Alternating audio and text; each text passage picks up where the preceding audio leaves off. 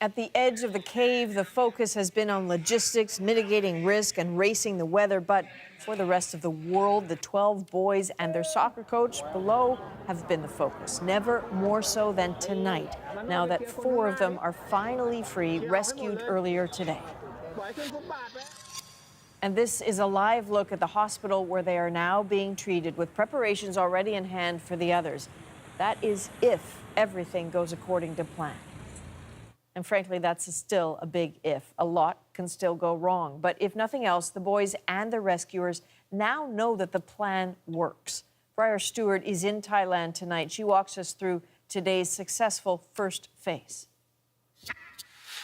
Above ground for the first time in 16 days, the first 4 boys emerged exhausted, disoriented, but alive. Phase 1 of the rescue kicked off this morning after a lull in the heavy rains provided a brief window of opportunity.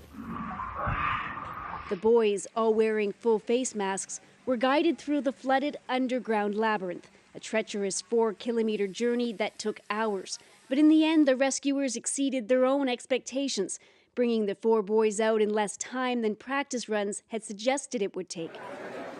The rescue commander praised the boys, the divers, and all those who have offered support. But he also sounded a note of caution. Restocking the cave with fresh oxygen tanks will take 10 hours at least. And with more heavy monsoon rains coming, there are no guarantees of success in what he calls the war against time and water. Even so, today was a victory. The boys were flown to the nearby city of Chiang Rai and then rushed by ambulance to hospital where an entire floor has been reserved for them. They'll be tested for malnutrition, dehydration, and crucially, oxygen levels. Officials have said levels in the cave have plummeted dangerously, possibly as low as just 15%. As for the families, joy and relief for relatives of the 4 boys now safely above ground, even though it will be several days before they can go home. For the families of those still trapped, the excruciating anxiety goes on. But meanwhile, down in the cave, the remaining 8 boys and their coach have been told of today's success, so they know the basic rescue plan works. But their challenge now will be to remain positive, as rescuers warn it could take up to 4 days to get them all out. And that's if the heavy rains hold off long enough. As for the boys who are now out of the cave and in the hospital in Chiang Rai, it will be a long road ahead. Even the strongest boys are likely very weak. They were in the dark in that cave for 9 days before the rescuers found them. During that time, there was very little to eat, and they were drinking water from the stalactite formations. While they're in the hospital here, the doctors will be examining their health and doing a number of tests, but they'll also be assessing their mental health. They went through a horrific ordeal during those 16 days, and the psychological implications of that could last much longer than the physical ones. Briar Stewart, CBC News, Chiang Rai. As Briar mentioned, leading weakened children who are poor swimmers through an underwater maze of jagged stone, it is staggering that this was the best available plan. The phrase "between a rock and a hard place" has rarely been more apt. Those who remain are stuck here. They have a grueling journey ahead of them, at least 4 hours. It starts by plunging into an underground passageway. Immediately, the current will tug at them. That water is the color of coffee with cream, and lamplight barely pierces it. Each boy is accompanied by 2 rescue divers. One takes the lead, linked to the boy by tether, carrying his air supply. Another follows behind him, in part to ensure he doesn't stray.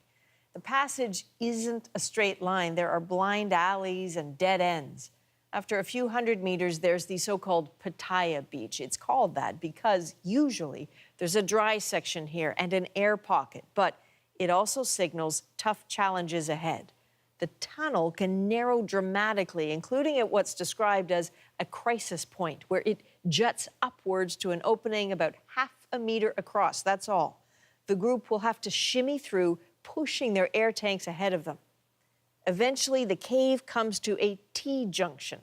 The team will take a right. It's not that far now to Chamber 3, the location of the rescue operations forward base. But it's far from safe. On Friday, Thai Navy diver Saman Gunan was on his way back to that base when he lost consciousness, fatally. About 200 meters later, at Chamber 3 and beyond, conditions get easier, and with luck, those boys and their coach will then walk their final steps to freedom. So joining us now on the technical challenges of these kinds of rescues is the Alberta Speleological Society's Jeremy Bruns. Jeremy, this rescue, I think we all understand, is a dangerous one for even the most experienced of cave divers. But can you walk us through some of the more specific challenges involved here? Well, from what we can surmise from the diagrams that we've seen online, they're going to be passing through an alternating series of dry and wet passages, and that involves staging a lot of gear that they need to have ready to move their rescuees through there efficiently. So they have those hazards of having those set up properly, as well as traveling underwater in an overhead environment. They're going to be fighting current, lack of visibility, dehydration, and hypothermia all at the same time.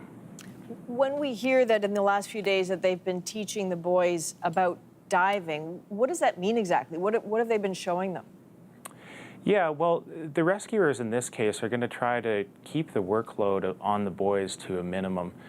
So they're not going to be teaching them everything that a cave diver would need to know to cave safely in an overhead environment, but rather how to use the full face mask that they've been talking about using, if that's the case, how to clear that mask if they get water in it, how to avoid panic, keep their heads on straight, so to speak, and to deal with any uncertain situations that they don't expect. One last question, very briefly. What is the threat of panic? A couple things can come up there. In particular, if you're hyperventilating, your CO2 levels in your body can get up to too high of a level, and that can cause toxicity and nausea. Also, like I mentioned earlier, getting too cold, hypothermia is a real threat because they're spending a long time underwater. Okay, Jeremy Bruns, thanks very much.